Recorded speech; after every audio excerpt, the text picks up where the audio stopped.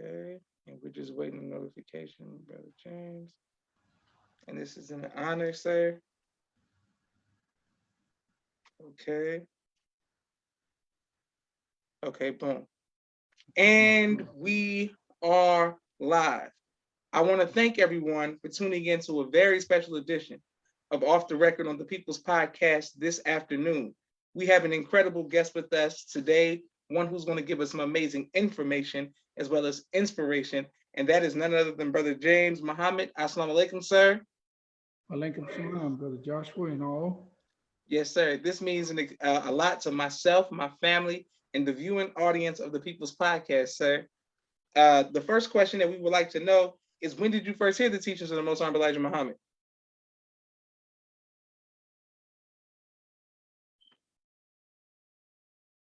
Did you hear me, Brother James?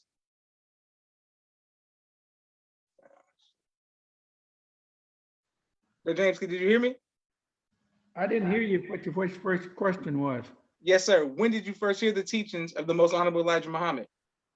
1961 in the cotton fields of Arkansas. Mm.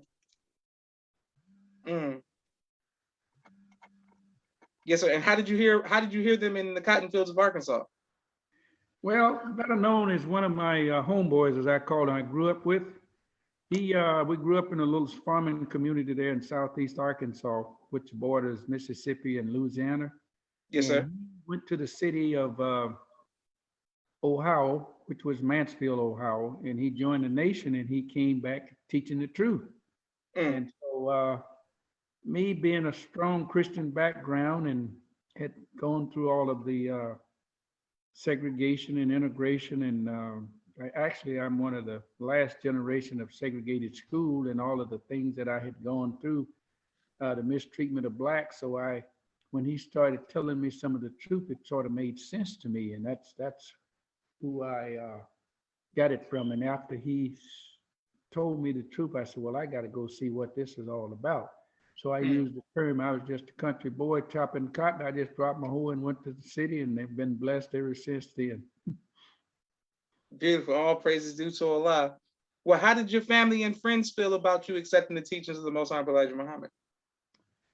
Well, I have to give you some explanation on that, because I basically came from a broken home.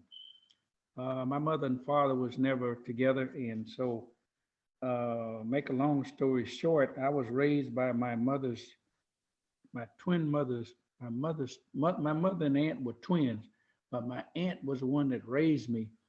But my father had gotten married and moved from Arkansas to Ohio when I was at 10 years old. And I didn't want to go to the city. I elected to go to the country and live with my grandmother, and my aunt took me on as to raise me from 10 years old and up then. Now that was pretty much the way it was back then. We didn't have no cases of homelessness anyway. If we had someone that had a child and no one wanted it, someone would take them in. So I was, just kind of a special child, I would say. At least that's what they told me I was. And so my aunt took me and one of my first cousin and raised me from 11 years old and up. And so after I grew up, finished high school, I went and joined the nation. And of course, they all accepted me. They just, of course, I didn't really change anything. I just accept my dietary part of it. And so that I didn't have any problem with them, accepting me. Yes, sir. All praises due to Allah. Now, who were the officials in the 60s? Like who were when the mosque you came in? Who was in charge? Okay, I'll start at the beginning here so it makes sense. After I left Arkansas and went to Ohio, the town was Mansfield, Ohio. Actually, I went to Columbus, Ohio. That's where my father was living. And of course, I was I was unaware that he had gotten divorced and was, remarried and had a different lifestyle. So I got there. That was kind of a surprise, but that was in Columbus. But the mosque was in Mansfield, and that's where my homeboy was, as I call him, Brother Albert. Yes, sir. That mosque with the minister with that name was Brother Herbert Muhammad, and then Brother James was the secretary, so that made me James 2X. And then we had Brother William was our captain and first officer. Of course, it was a rather small mosque, right? Yes, sir. And so I lived in Columbus, but I commuted back and forth to Mansfield. And so that's how that went. Now in 1960, that was in 61 when I joined, right? And matter of fact, I stood up. Of course, I'd already been taught pretty much by the brother before I even went to the mosque. And I wrote my letter. My letter went right through. The Hon Elijah Muhammad signed my letter. Unfortunately, I don't have a copy of it now. That's another story. It got tossed. But I went to Savior's Day in 1962. We caravaned in 1962 with Brother Albert and I think his brother and the ministers and all of the laboring staff with the mosque there in Mansfield. And unfortunate, we had a accident. Well, let me back up.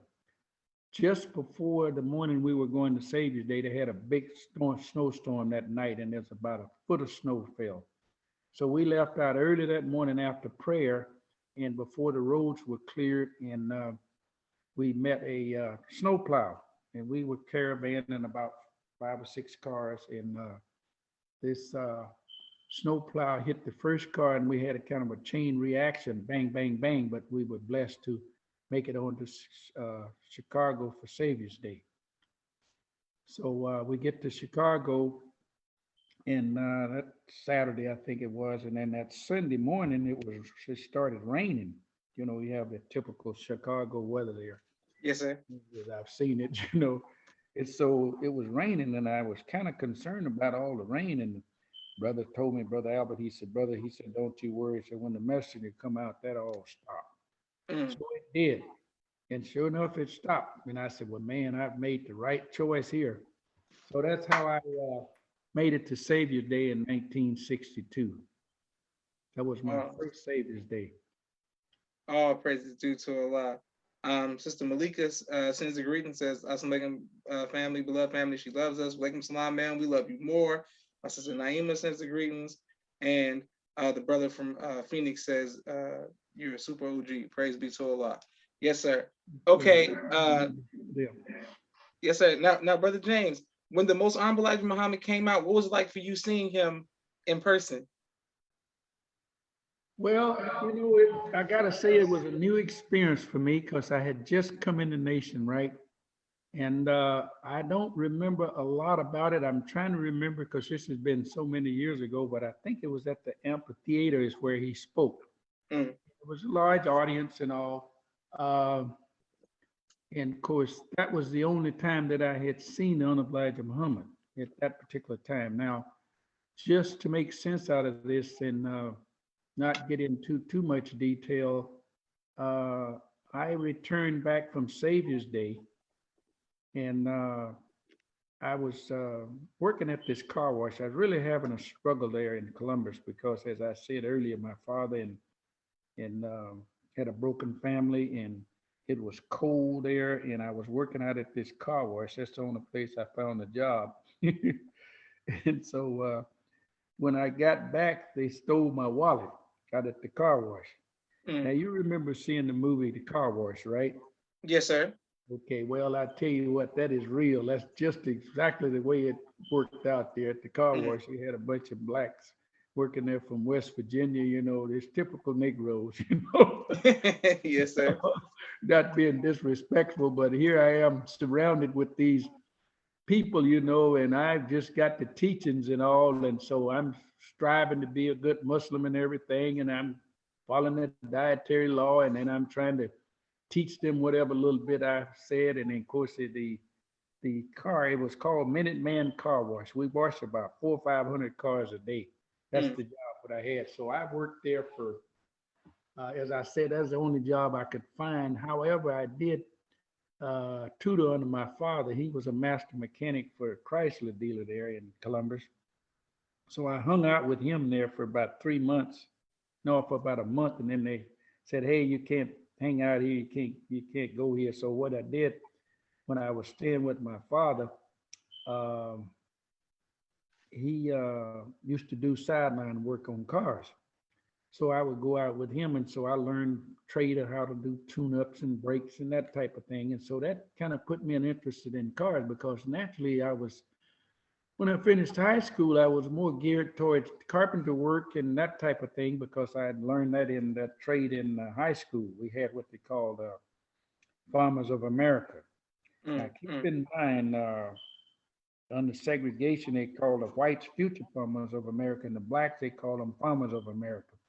So you learn all the, you had a trade in learning all about farming, raising hogs and cows and all of that crazy stuff that they had going on then, you know. So anyway, I back to the city of Columbus and the job that I was on. I wasn't making much progress. It was cold, and I had set goals in my life and things that I wanted to do. And I had gone to New Mexico the summer of 1960 before I graduated. And it was warm out there. That's where my most of my family was on my mother's side. And they were making progress. And keep in mind, it was a recession at that time. Mm. And so things were pretty dead as far as job going on. But anyway, so I decided, okay, this isn't working out for me here in Columbus. I got put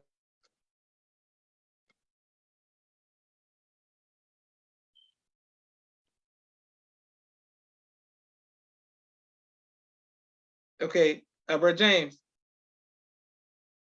Brother James.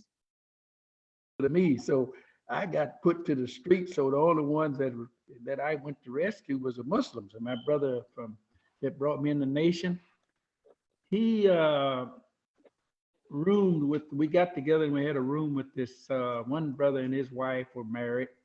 They were Muslims, and his mother owned a boarding house.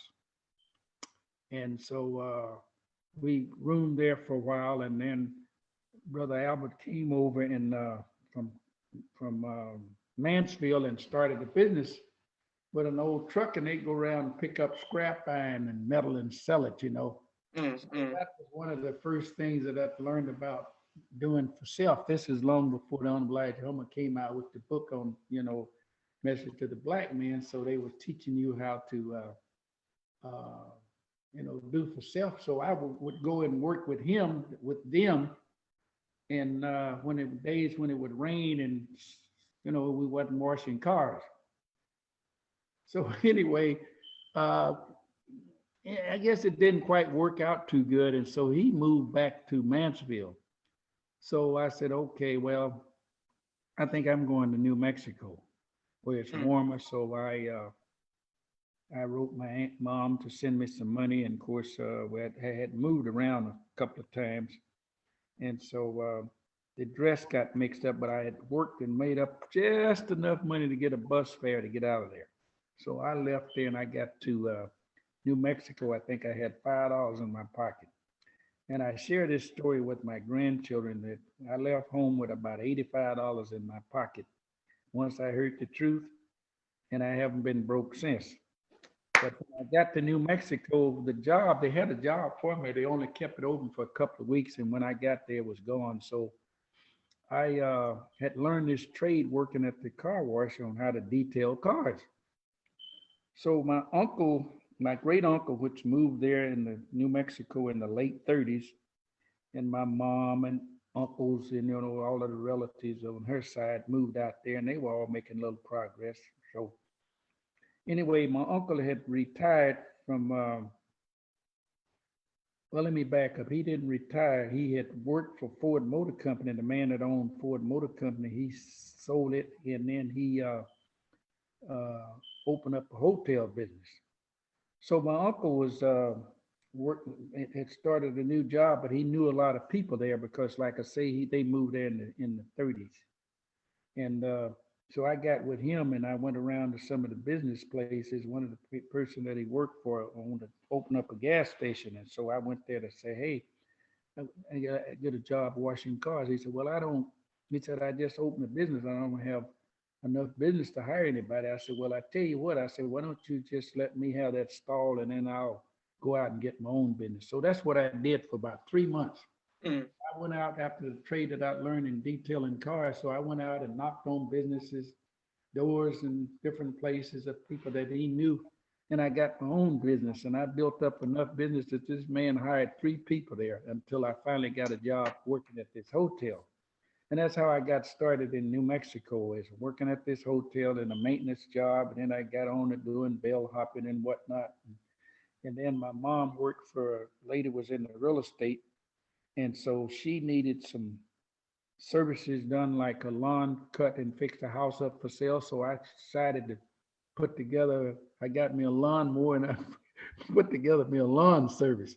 So in mm, other words, I created my own little jobs, and did my mm, little mm, hustle. And then I got off into cars. I bought my first car, which was a 51 Chevy, and I worked on it from front to back. And then I would work on people's cars in the neighborhood for little or nothing because that was a trade that I'd learned from my father. Now I decided at that point, well, okay, the car business seemed like to be pretty profitable. And I was blessed to get a job out at the base, and Air Force Base paid more money. They had better benefits. And so when I got married, I decided to go, get me a job with some benefits to it. So I got the job out there in 1965. mm. In the meantime, I was just kind of hustling and doing my own little thing. Yes, sir. Working at the hotel, bell hopping, and doing maintenance work and yard work and whatnot. And so I got this job at the base, and they didn't have at that time, I decided, well, I'm going to get into the mechanical field. I'd learned enough about cars. So, well, they didn't have a job opening out there. So they had for cars, for mechanic, I should say. So they said, well, we have a carpenter helper's job. So I said, oh, okay, I'll take that because I knew about carpenter work because I learned that in high school. So I took that job on for a year, and then I ended up working in the motor pool as a mechanic, as like a junior mechanic. And of course, Mm, now mm. I was working on cars and, as I said earlier, was fixing cars for little or nothing. And then I got off into building hot rods and whatnot. So anyway, that's kind of the way that is. I'll stop there and let you see where you want to take me from there, because I can go on and on. Yes, sir. Yes, sir. Well, great. Excellent. And thank you everyone who's in the comments showing you love as well. Okay, well, Brother James, what was it like when the Most Hon Elijah Muhammad departed in 1975? And how did it personally impact you? Okay, good question.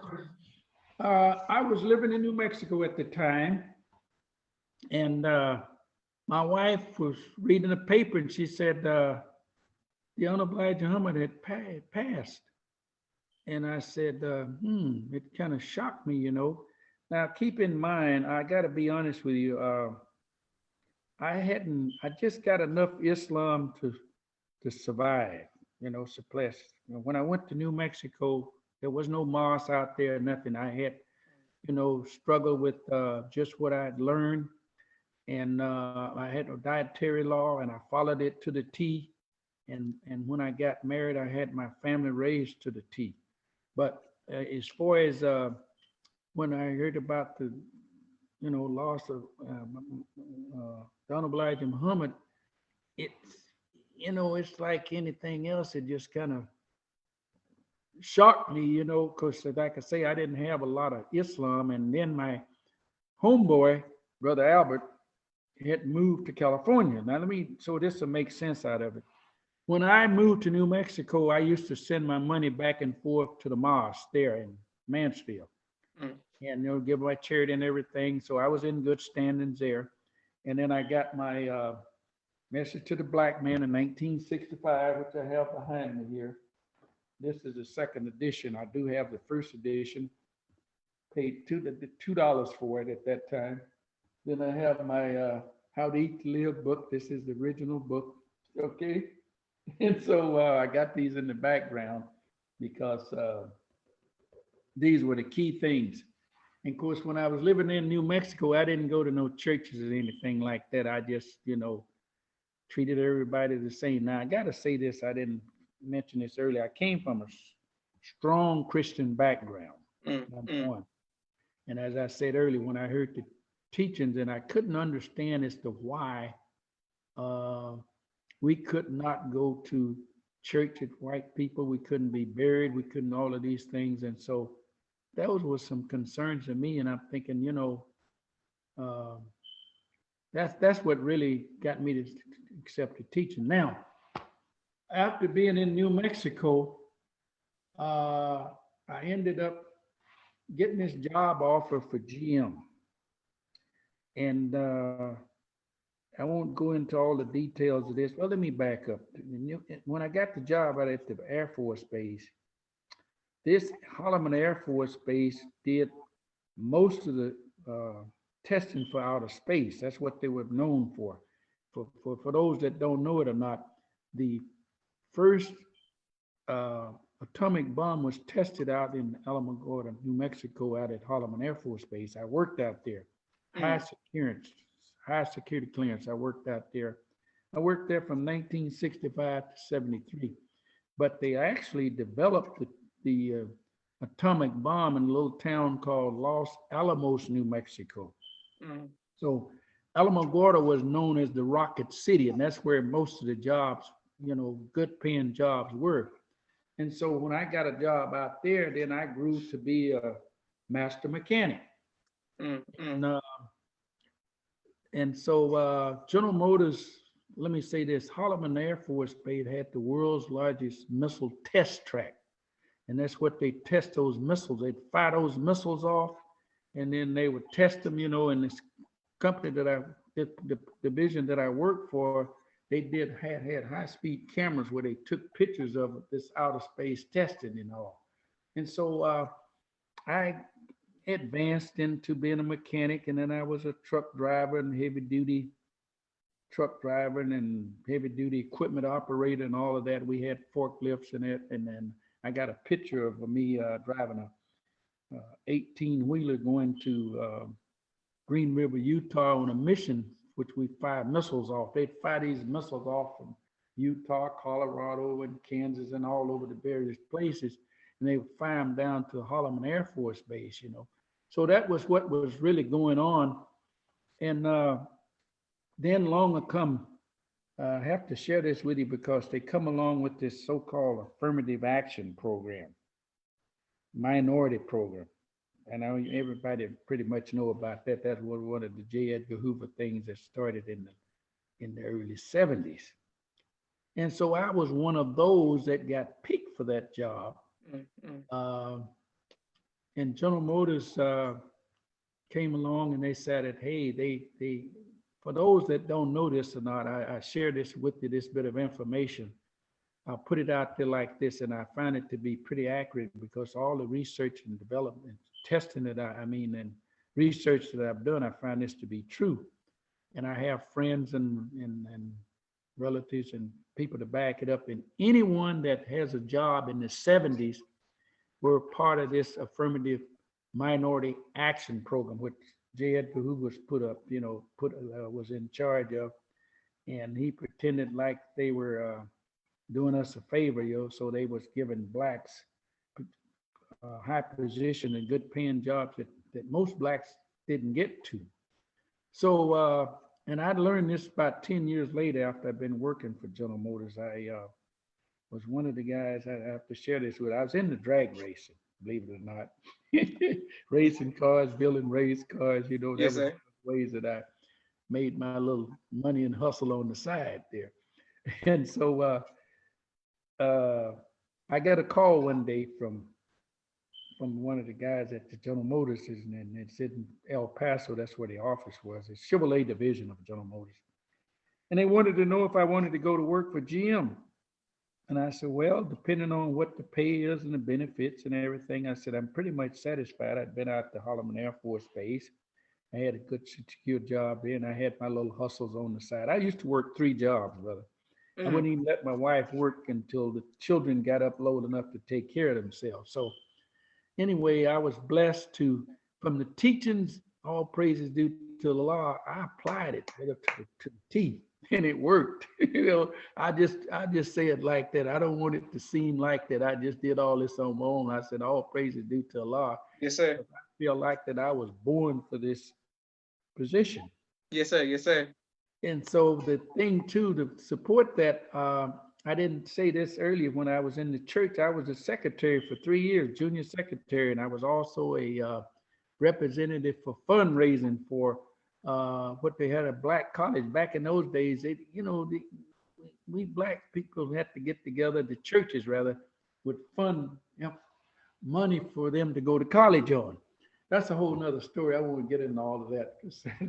That takes up more time. I'm going to try to stay on point. So back to uh, the call I got from, wanted to know if I wanted to go to work for General Motors. And so I went down for an interview and talked to them and all. They decided, hey, they wanted to hire me because number one, they didn't have any blacks that were qualified in no mechanics. And so this one Caucasian guy, he was in the hot rod club when we drag race and, always racing each other. I was actually the street dominant. Me and this Mexican guy, we were the street dominant. We had the fastest car on the street and at the track. I even got pictures. I broke the track record in El Paso back in the 70s. And I also ran under the national records out here when I moved to Phoenix. So anyway, Bill said, they said, well, hey, we don't have any, we got to hire some minorities, blacks.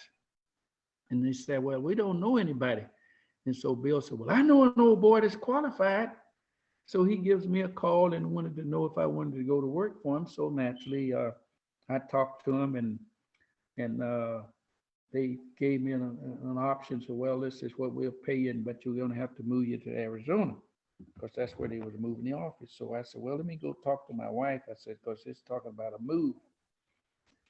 So I put a pencil to it and I had my little interview. Matter of fact, they flew a man in from Dallas, Texas to interview me. He was called a regional service manager. And I had been interviewed by the local managers, which was the local zone office. And so I put a pencil to it and I said, well, I tell you what, this is how much, because they didn't have enough money down. They was paying me. I said, well, if I got to move my family, I said, you got to move my family and this is the pay.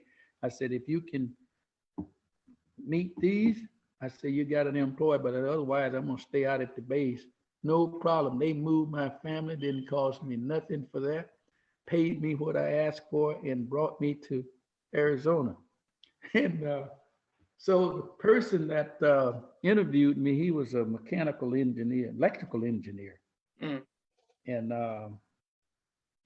they had hired like 200 college graduates. This is General Motors from out of college.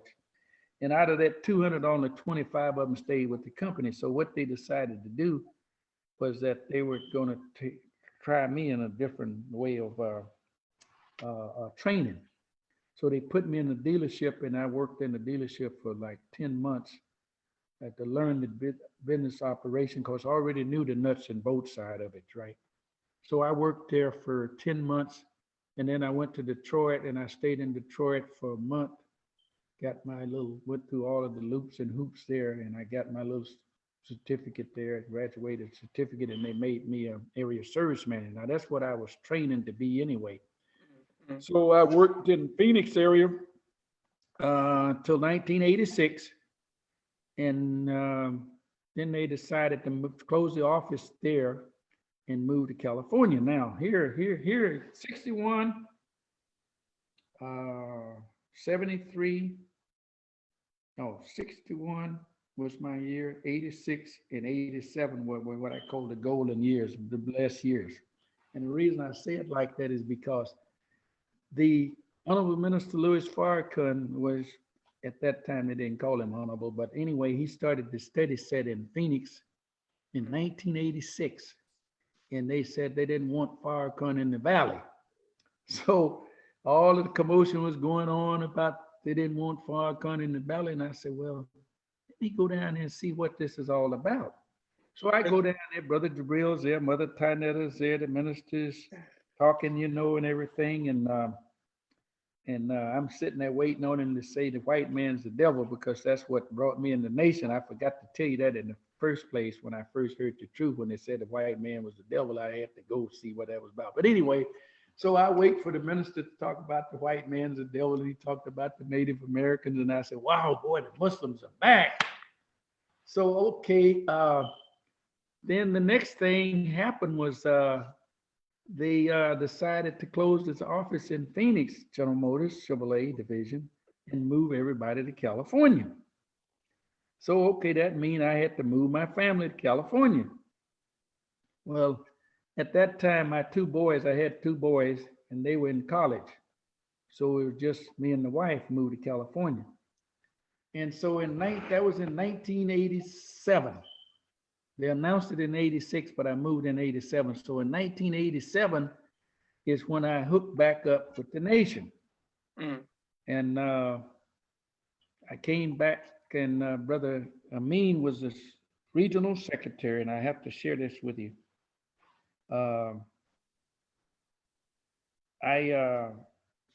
First of all, I said, where are the Muslims at? And I'm living out in Thousand Oaks. I'm out there with mostly white folks, that's where they built the building out there. General Motors decided they were going to downsize, and I had to tell you this part to make sense. I was an area service manager, worked the Phoenix area for 14 years, okay? So I was in management the whole time when I went in training and when I worked there. I forgot to put that in there. So I was actually what you call a factory representative. That's a glorified title for the area service manager. So when they decided to downsize, they went to what they called telemarketing. They're going to handle everything over the phone. Now, Ross Perot got involved, and he invested in General Motors, and probably heard the story about Ross Perot, because Mr. Louis Farrakhan has an article written in one of his books called the Torchlight for America. Yes, sir. Yes, sir. And so when I said, wow, I researched that, and I said, now I remember that, Ross Perot, because what happened was Ross Perot designed this ALDL connector. He designed a computer that interfaces that they use today. Now, I'll just share this so it makes sense. General Motors was the first car company to come out with an ALDL connector where, your check engine light comes on and you do your diagnostic. And so Ross Perot designed a computer that interfaces with that. So they hooked up together, and then they had a falling out. I won't go into the details of that. So that changed everything. And so they decided that, okay, they're going to go to telemarketing. And so when they broke up, and General Motors said, okay, we're taking all our area managers out of the field, and we're going to go to telemarketing.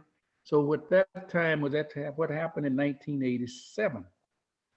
And then I got transferred to California. Well, when I got transferred to California, we had two people. Me and another young white boy was working on his engineering degree, and I had like 14 years of experience. So I was the only one that knew the job. And so when we got transferred to California, the new job, and they said, okay, we're going to do product liability cases. Well, product liability cases, you can't do them over the phone. In other words, it's telemarketing is all over the phone. So you have to do accident investigation. Well, I had worked in the office. I had 3 secretaries. I ran the office and, went through all the loops and hoops of that 14 years of experience. So I was the only one that knew the job. So when I got transferred out there, I set up the legal system for doing product liability cases, and we traveled 5 states. And so then I started traveling around, and then that's when I said, okay, well, where are the Muslims? And one day, one of my wife's friends came home with a bean pie. I said, where did you get that bean pie from? So they told me where, and I had just learning my way around California, Southern California. Then I was doing these investigations and whatnot. And so they told me where it was. I made several trips down. It took me about a month and a half or 2 months to find it. So I finally found where they were selling these bean pies. And I said, well, where's the restaurant? So I found out where the restaurant. And when I went to the restaurant, guess what? The person that was there was Mother Tynetta was there that particular day. So anyway, I said, okay, well, I'm back with the Muslims now. So I go to the mosque, find out where the mosque is, and I go to the mosque. This is in 1987. And I would attend the mosque on a regular basis. I live about 50 miles out. And I would show up there on time, consistent. And Brother Amin was the regional secretary. And by the way, the mosque had just moved over there, not too many, but 3 months before I hooked back up in 87. And what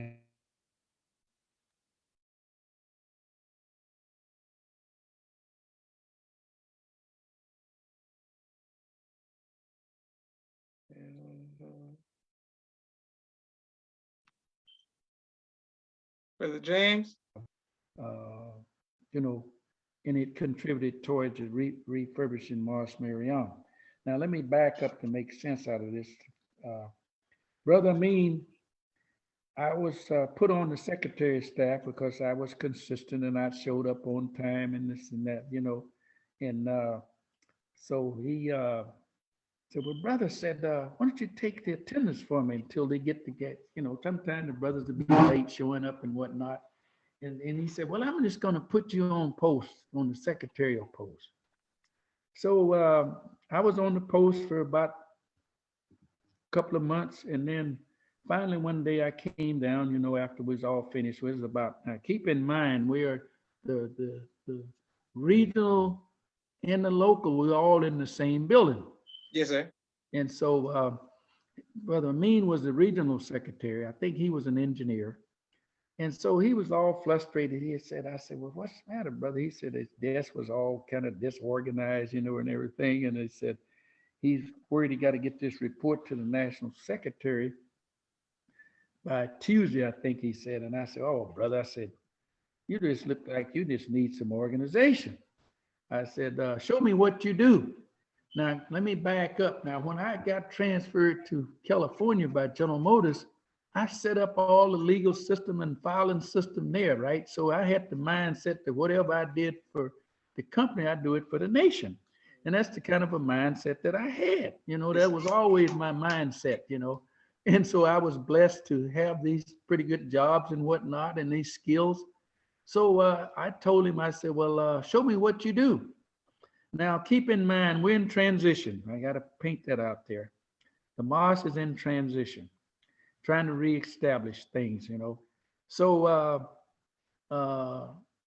he had, Brother Glenn was the local secretary that had just been quoted. We had another brother, Brother John, and he worked for the city, I think, and he had resigned from the post, and Brother Glenn took the post over. And so I got with Brother Glenn, and we put together and organized and structured everything, and I developed all these forms with him and all.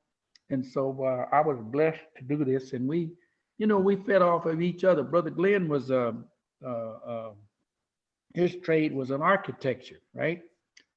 And I shared this on the staff. We had an engineer, we had an architecture, we had 2 accountants, and then we had 2 managers. Brother Terry and I were the managers. Brother Terry was the man. I managed for General Motors as area manager, and he was a manager for a thrifty drugstore. And he also had his business called Shabazz Bakery. And he had a restaurant and pies and all, and of course, get into that later on. So we all on the staff together.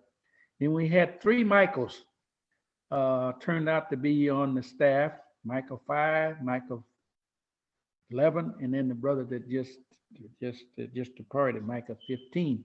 So we were all the ones on the secretarial staff. And so we were instrumental in helping to, let's say that LA was the main source, if I use it in terms of refurbishing Mosque Maryam. Now, this started in, as I said, I came in 87, right? In 1988, they started to, the tent went up. I have to share this bit of history because Brother Nuri was the one that set up the tent. May Allah be pleased with him. He just departed it not long ago. I got pictures of this. And him setting up the tent. And so LA was in charge of security, and we was also in charge of all the charities. So we pretty much, ran the show.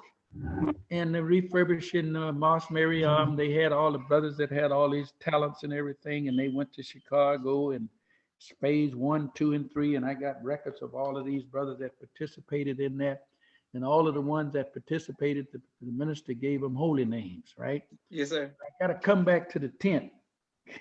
So brother Eugene was our first officer. So he got all the brothers that were from the West Coast, he got them inside the tent, right? Which made sense because we're warm. That's warm climate, right? Yes, sir. So my first post was I was assigned the security post for the minister's family, which was to come into the side of the tent, and they had the stage set up. And at that time we had Geronimo Brawley was the key thing was at hand as far as you know, I don't know what you call it, the most controversial thing. And then I think what's his name, Reverend R. Shopton was involved. And you all know the story of that. But anyway, the thing was that we was at the tent, so we wasn't ready for, to present the mosque. So we came back in '89. Now, in the meantime, we're going through these phases of refurbishing Mosque Maryam, right? We had phase 1, phase 2. We gave $1,000, I think, for the first phase, and then you had the second phase, and then you had the next phase as chair. So I have all of the records of all of the ones that participated in that, because I was working on the secretarial staff, right? And Brother Amin, by the way, he had got set down from the post, and then they brought Brother Michael over, 5. Brother Michael was the assistant captain with Brother Wali, which was the regional captain, and Brother Wazir was the regional minister. Okay? Yes, sir. Yes, sir.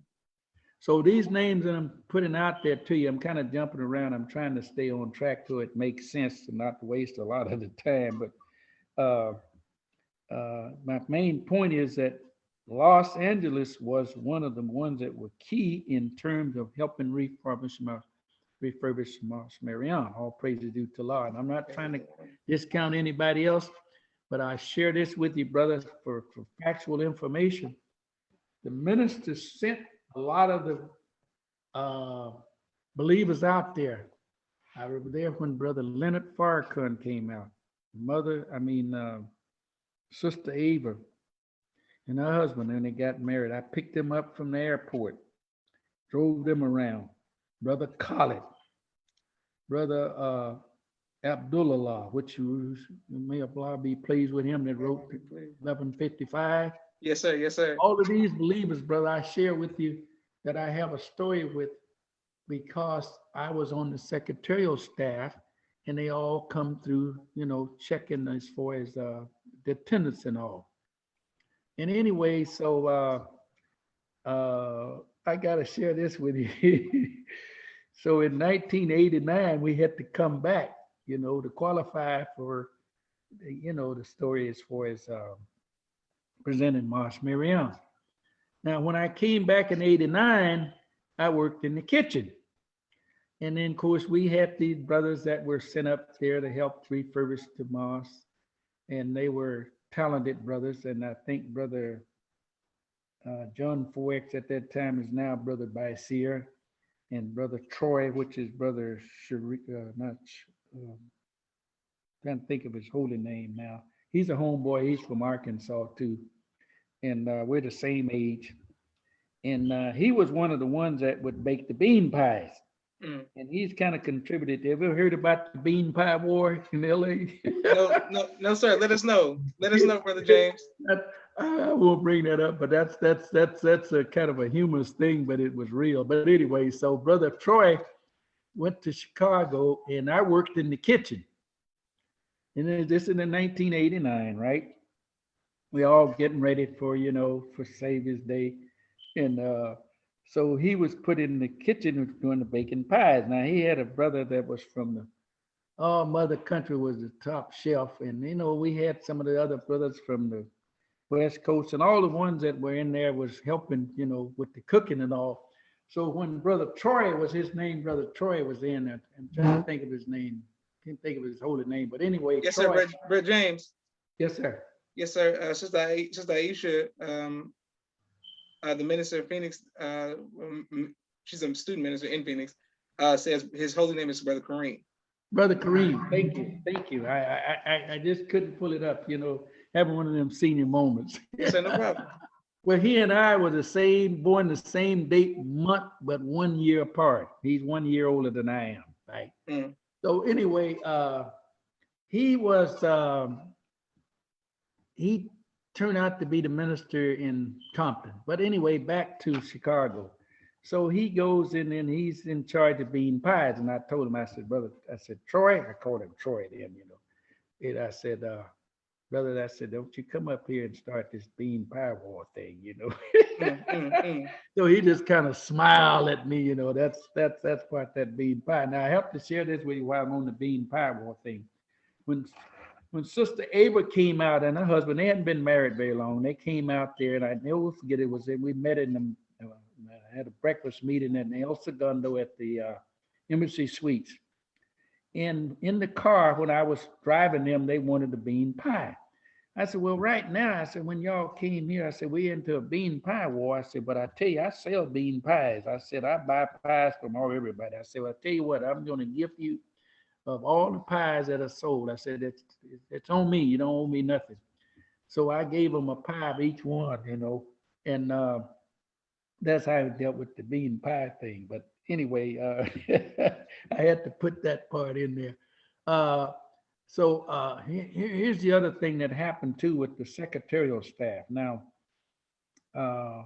Brother Terry and I it's back in the days when Brother Jamil was the finance minister, right? He was the one that did all the fundraisings. Okay. Whenever the minister would come out to Savior's Day or come out to Los Angeles and speak, he would always pick Brother Terry and I to do the charity. Mm. So Los Angeles did all the security, most of the security and charity up until Brother Burby. I'm sorry, Brother Saad is his name now. Yes, sir. Yes, sir. His holy name. Excuse me if I can't remember these holy names. I just got these other names that stuck in the back of my head. When you get 80 years old, brother, the old memory bank is full. I got 60 some years of stored information up in my head here. That's why I asked, to make sure you're trying to catch me in the early mornings, because in the daytime it kind of declines. As you get older, you'll find out. So anyway, we were the ones that were instrumental in doing the charities in organization and organizing things in that regard. And anyway, so LA was on the move. I'll just put it like that.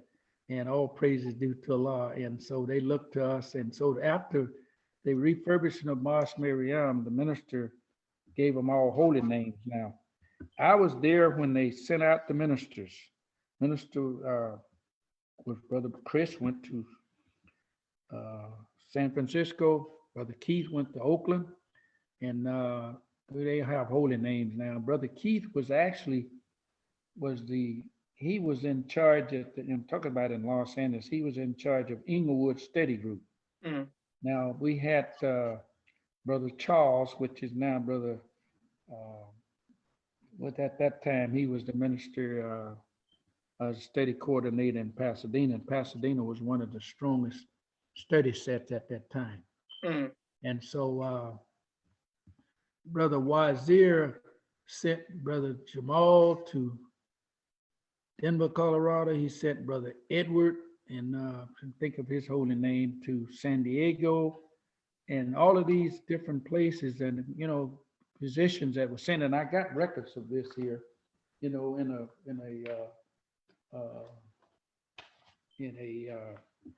what they call a recorder. I'm sure this recorder here, 91 and 92. We got Dr. Lean and all of those that came out there, and when we were what they call homeless or didn't have a place to meet after the earthquake. And I share that with you, brother. I came through all of that and played a part in being on the secretarial staff, and I was blessed to help keep that together. And I throw that in there because when I back to GM, when they downsized and they went to telemarketing, I had a folder. I worked out of the back company in my car. So I just put all that stuff in the garage. I didn't need it anymore. So when we didn't have a place to meet at the mosque, I got my file out and put everything in there, and we had everything organized. And so we just rocked and rolled along. We didn't miss a beat. You know, we'd meet at different places. We met at one of the main places we met at was St. Bridget's Church, in which most of the believers on there, they know about this. Mm. And we meet out at Compton and wherever we could find. But the other place, when the minister came out for the first time, we needed a larger place. So we had the old theater that was owned by, it was there on Crenshaw and Leimert by Marla Gibbs. And so that was one of the places that we used to meet there. And matter of fact, I used to take her a check every Sunday and pay her. She's a nice lady. But anyway, I'm sharing this with you. So we worked out of the back of my car, out of company, my car. I keep all the files and then, of course, everything. I didn't take the money. That was all given to the regional secretary, and he took it at, but I took care of the organization part of it, you know, and keeping us with the attendance and everything. And then too, I have to share this with you. Brother Michael Five was, as I shared earlier, he was brought over to be the regional secretary. I won't get into all of the details of that, and I don't know exactly how all that happened, but he was put on the staff. And then we decided to do training for the region, so we'd have everybody doing the same thing and using the same forms that Brother Glenn and I was blessed to put together. Now, in 1988, my job title changed. They decided with the company, General Motors, the Chevrolet division, that's who I worked for. So I got selected one of four in the United States by General Motors Corporation to develop this high-tech training program. Go out and teach them how to operate this computer that Ross Perot had designed. You know, goes after the breakup of General Motors and them. Then they had sold these computers. Nobody knew how to use them. And then technology was changing so, and they had so many problems until they couldn't teach them all how to fix them cars. So what they did, I got selected to be one of the ones to do this because I was one of the ones that was experienced and knew the job. So I got selected to do the training on the West Coast. So we had 4 people in the whole United States. We had 2 blacks and 2 whites. And the other brother lived in Chicago by the name of George Bell. And so anyway, we were brought in, and it was kind of a crazy way they did this. I had been on vacation, and I came in from vacation, and I get a message that called into the office, said, okay, Town, said, you be in Detroit Monday morning at 8 o'clock. Your job title has changed. You're going to be a mobile training instructor pilot program. So I ended up with that. And not to waste a lot of time on it, I have to say this so it makes sense. So then I'm still traveling 5 states, which covers all of the Western region. Now, one thing that I didn't mention earlier, out of all of the meetings, I was my own boss because nobody else knew the job. So what I did is I prioritized everything to jive with the nation, right? Yes, sir. Yes, sir. Yes, So sir. wherever I went, I was hooked up with the mosque, San Diego, Phoenix. I even went to Albuquerque, and they didn't have a mosque in Albuquerque. And Brother Wazir was trying to get a mosque over there. He had sent a brother over there and to start the study group, and he couldn't get any action out of him. So he asked me, and I said, well, brother, I'm going over. I'm going here, I'm going there, you know, and I would always tell them different places. And I said, well, I tell you what, I said, my job, I leave on Monday and I come back on Friday, and I don't know from one place to the other where I'm going to go. I said, so I like to attend the mosque. I said, but I need a travel letter. I need an undated travel letter. He said, brother, just put together the letter and I'll sign it. I still have the letter. Brother Wazir had put together a letter and I signed it. And so when I travel around, I could always go to the mosque. So I was over in Albuquerque, and I got to say this, by doing this training, I'm in 5 states. So I go over to New Mexico. I said, well, I'm going to go over to New Mexico, and I'm going to be over there for about 3 months. He said, so he asked me, he said, well, contact Brother Omar, I think it was his name at that time, and see what's going on over there. And he said, he had a brother named Brother Ted was the prison minister. So I hooked up with him and we went to dinner. And he was a prison minister, and I talked with him. And so we got to the point where we never did get anywhere with Brother Umar. He had some domestic issues or whatever. And so they just got a study set going over there out at the college. And right after they got the study set going, then they changed it over to the, I think, the Dallas zone. And that's how that worked out. But in the meantime, back to traveling around all of the different mosques and whatnot. And then this part that General Motors decided to do, it lasted about 2 years, and then they decided to pull the plug on this training. So where they had a training van with all this equipment and everything, I had all this training equipment. And so they said, well, we don't need none of that stuff. You can have it. Said, the program is over.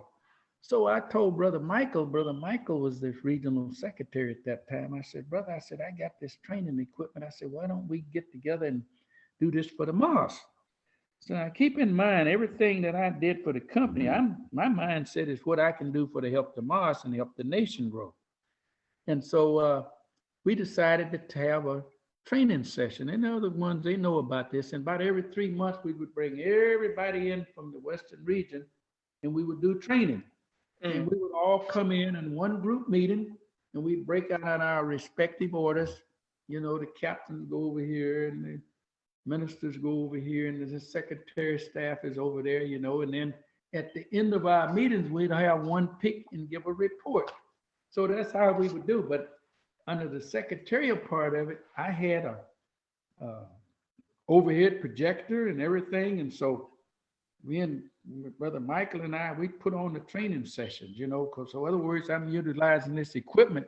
And then I had one of those tape recorders where you can review, not a tape recorder, it was review VCRs. And two, to make sense out of this too, the secretarial staff at that time was the umbrella we fit is we did all the recordings, all the ministers' tape recordings, right? We were in charge of everything as far as the letter writing and all of that. So anyway, I was blessed to help put all that and set that all up. But in the meantime, we wanted everybody trained to do the same thing. So Brother Michael and I got along pretty good because he was into the cars and he knew about cars and whatnot. And so that was very successful in terms of the training part of it. And I got to share this with you too, that when I was blessed to help Brother Amin put together this, all of these forms and everything and help them get organized. Yes, sir. He went back for the labor meeting in Chicago and he presented this program, put it to me. And he said, they wanted to know who it was that put this together. And I said, brother, you take credit for this. I've never been a brother that want to, be out front and everything. I already like to be in the background. I'm just a worker, And I have to share this with you. I had juice. And when I used Brother Jabril's terminology, I had juice because when I worked for the company, I was an area manager. Most of them didn't know what I did. They just thought I test cars because I drove a new car about every 3,000-4,000 miles, We didn't drive. I had all these cars we test, and I would show up at the mosque. So when I come there, I just downsized myself and said, hey, I'm just another brother. I'm not, they didn't even know what I really did, what my job was. And so I just always, like I say, stayed in the background and see what I could do to help the nation grow. And so that's how I worked. And then I ended up, I didn't tell this part when I was on the training van and traveling all over the different cities. And I came to Phoenix and I met Brother Jabril. And Brother Jabril was traveling with the minister. He was on that 15-month tour, Stop the Killing. I mm. share that with you. I was part of that in Los Angeles when that all started, when the minister came out there and he spoke in a little church down in San Diego, and that's where the name came from, Stop the Killing. There's a lot to be told about it. I'm trying to skip over, not to bore anybody with a lot of information, but uh, at that time, GM had come out with a new vehicle called APV, all-purpose vehicle. They only had 8 of those things in the country, and the 8 of them were out in California. So I got one because I'm an area manager. So all of managers get company cars, right? So I gathered up a bunch of believers, and we go to San Diego to hear the minister. Almost had an accident because everybody was riding along, wanting to see this new car and everything, this new vehicle. And so anyway, that's where the Stop the Killing name came. Now, Brother Dwayne knows about that. He played a part of that. But anyway, that part I just wanted to share with the believers. Some of them know about that. But anyway, back to Brother Jabril. And he was traveling with the minister, and he was, I wouldn't say sat down, but he was no longer the minister in Phoenix. So Brother Amin was his captain, and he had Brother Omar was a imam, and he was trying to make him a minister. And Brother Leroy, may Allah be pleased with him at that time, he's deceased. He was the recorder for all of the tapes. He was also the FOI secretary, and he was a very brilliant, smart brother in terms of, he worked for AT&T, the telephone company. And so by me going and attending the meetings there in Phoenix, because my grandchildren, my sons were living in Phoenix, so I would always, whatever was job related, I would always take Phoenix prioritize, because like I say, I was the own boss. I called the shots. I said, well, I'm going there, I'm going there. But anyway, I met Brother Jabril, and so I would attend the meetings, and so I got to know him, and he went around in a circle one night, and he wanted to know, what do you do? What do you do? And when he found out that I knew about cars, he said, well, brothers, he said, can you fix my car? He said, the speedometer don't work, and I'm always getting tickets. He said, be at my house at 5 o'clock in the morning. So I was there in the morning at 5 o'clock, and we had coffee, and he was making egg coffee. So that's why I learned how to make some egg coffee. But anyway, I met up with him, and as I said earlier, he was traveling with the minister because he would have what I call special call meetings, and he maybe teach for 30, 40 minutes, and then he had to go. And so I ended up getting to know him very well. And I got involved in helping him fix his car, and fast forwarded in the same way with the minister's cars. He had cars here in Phoenix, and Brother Wali was retired he was the emeritus now. He'd moved over here from Los Angeles to Phoenix. And he was also filling in as a captain there. And he was also taking care of the National House where the minister was in his vehicles. So one day that the E-team had took one of the vehicles over to the dealership to get it repaired, and they gave him an outrageous price. And so Brother Wali, the minister wanted a second opinion. So Brother Wali said, well, we got a brother here that's qualified. He said, so he brought me in, and I went and inspected the vehicle, and I said, that's nothing wrong with the vehicle, blah, blah, blah. So that's how I ended up being a part of helping to maintain and repair the minister's vehicle. So now I foresaw this years ago when I was, as I said earlier, I had experience with training, being an area manager. Area managers, you manage dealers, and your primary job is administrate policy and warranty, and anything go wrong with a car, that's what you deal with. That's what I used to. Yes, sir. And so I was a heavy duty truck rep. I used to have to go to Phoenix I used to have to go to Dallas once a month for heavy duty trucks. So when they got the 3-wheelers, I said, oh man, I can see where I can play a part of this. So all along, brother, all praise is due to Allah. I'm looking at how I can play a part in helping the nation grow and help the minister. And so anyway, I ended up helping with the minister's cars. And then Sister Karen brought on the food program. And I played a part of that. And so she had me, I was a coordinator with that for 7 years. And I have pictures of I got a picture of all of the food program. The minister came out here and he went over there to see what was going on with the food program. And Sister Karen was the coordinator, right? Which is Brother Rockman's daughter, right? Yes, sir. Yes, sir. And she had her own business. And so Brother Dwayne and I were her call angels, as I say. We had a code 1, 2, 3. You know, I may have shared that with you earlier. Yes, sir. Earlier in our phone call the other day to have to make sense out of that. And so whenever I'd get a call, said, Angel 1, Angel 2, then I knew just where to go because she'd had cars. You know, she had a business that she did catering. And then she also had the food program where we'd give away free food at the mosque. So anyway, I was helping in that too. So that's how we would take care of that. So I took care of her cars, took care of her daughter's car, her children's cars, Jalila, Brother Yasin.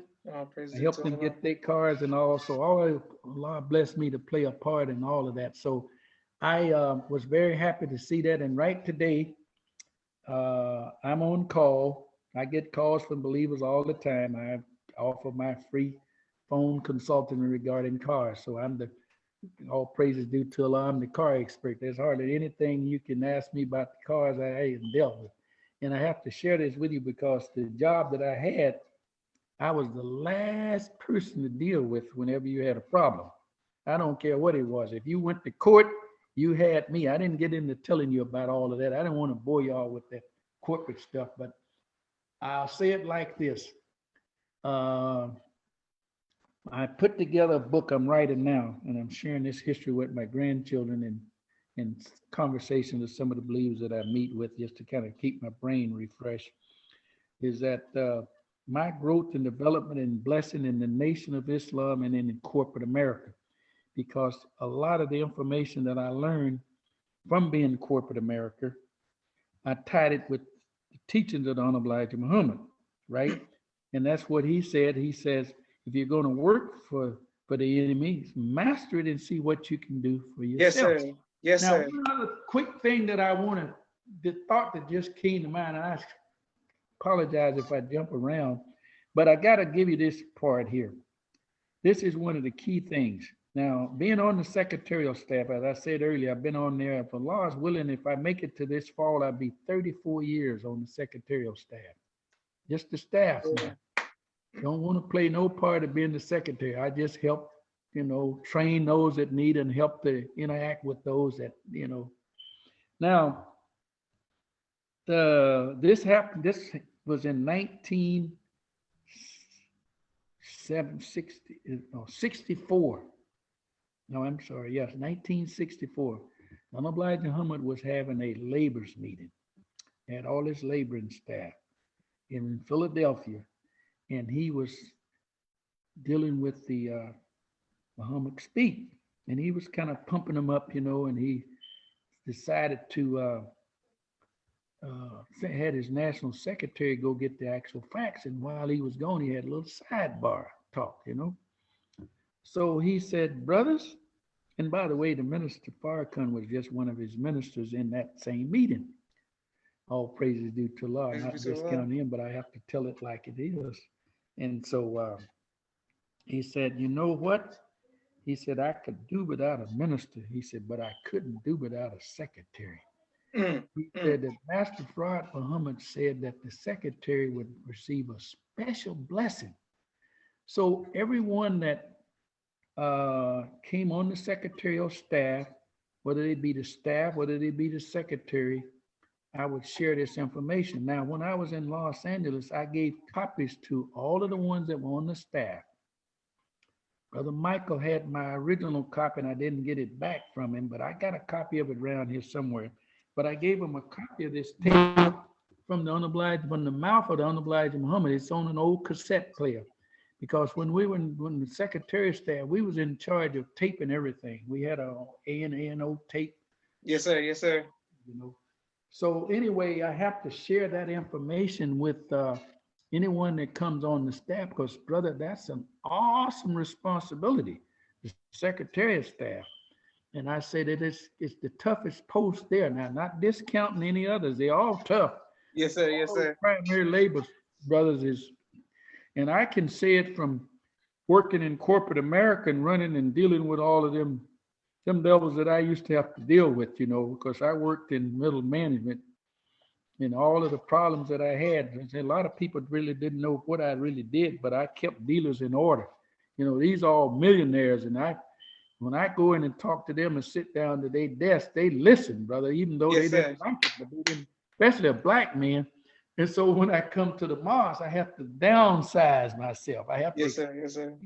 as I said earlier, most of them didn't know what I did, and I didn't tell them what I did. I may share it now, some of the things that I did, but that's how that went. But I had to get that part in there. Now, if there's anything else you want to ask me, I think I've pretty much covered everything I can think of. There's a lot more that I could talk about, but I don't want to bore anybody, wear them out, Yes, sir. Praise be to Allah. And on behalf of myself, my family, and the viewing audience of the People's Podcast, we want to thank you very much, Brother James, for your sacrifice and the Yes, sir. sacrifices of your family to help establish Islam here in North America. All praises due to Allah. We want to thank you. So many people are showing you love on Facebook and saying Ramadan Mubarak to you. And I can't wait to put this on YouTube. Everyone who watches on YouTube, please continue to like, share, subscribe, and put what city you're from in the comments so we can tap in with you all. We have a quick 60-second commercial break, Brother James, for all of the sponsors of the People's Podcast. Thank you. Yes, sir. If you would like to be a sponsor or a donor, please cash at the People's Podcast. We greatly appreciate it. My brother Rashad, Street Premier Media Production. He has a 4K camera and a drone. He does television and film editing. Please reach out to him if you need any of those. My sister Maryam, ABC I Love Me children's book and coloring book, both of which are available on Amazon. Please get both of her books. My sister Naima, Stay on Point Dance Academy, LLC. She teaches ballet virtually to young girls all across the country, right here in the studio in Atlanta, Georgia. Rock Communications, if you're working on a book and you need copy editing, project management, content development, or media relations, please reach out to Rock Communications. Fashion Gods for men, urban wear, streetwear, 314-329-6009. He'll keep you dressed into the best of fashion. Student Minister Robert L. Muhammad, conflict mediation, squashing the beef throughout the Southwest region. He does a phenomenal job. His wife, Sister Fudia Muhammad, Children of the Most High, giving birth to a God in the science of child rearing. Please get her book. Sister Sherry Muhammad, AsiaticMinds.com. She teaches STEM virtually to young kings and queens all across the country. AsiaticMinds.com. Please sign your children up. Brother Kenneth, bow tie maker extraordinaire. He'll ship bow ties to you all over the nation. If you need anything, any bow ties, please reach out to him. Dr. Henry M. Carter, King Henry's Turkey Legs, right here in Atlanta, Georgia. Brother Rashad Muhammad, COVID-19 disinfecting cleaning services out of Chicago.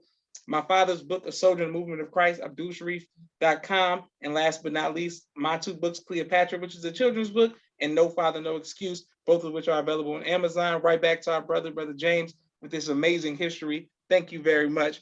And people are showing you, Sister Lisa Muhammad says Phoenix, Arizona. Thank you very much for everyone who is showing love all the way in Phoenix, Arizona, whether if you're in Maricopa or Scottsdale. Shout out to everyone who was show loves out in Phoenix, Arizona as well. Okay, Brother James, what type of music do you listen to, sir? I'm sorry? What type of music do you listen to? I'm old school. I grew up, that's another story in itself. I'm in this, the 60s, 70s, 50s, have some stories on Sam Cooke. Okay. He was, when I was about 9 years old, he used to sing with the Soulsters. and he was with the Five Blind Boys. Well, the Five Blind Boys, the soldiers and the Five Blind Boys, they sang at my grandmother's church. I didn't share this with you. My grandmother lived to be 106 years old, but that's what my music was. I grew up in the 50s and 60s, you know. I know all of that music. I know a lot of Hey, those. I know a lot of those people by, you know, personal met them. man, wonderful. Shout out to Sam Cooke, one of my favorite artists of all time. Phenomenal music, phenomenal music. Yes, sir. But James, I wanted to double back to this question. I didn't. I want to just make sure we clear. What was it like when the Most Honorable Elijah Muhammad departed, and how did it personally impact you? Well, it was sad to me. Let me say this. I didn't point this out in the beginning of my interview. I escaped a lot of the things that the first stages of going through. You know, a lot of the things that happened in the nation. I wasn't a part of that.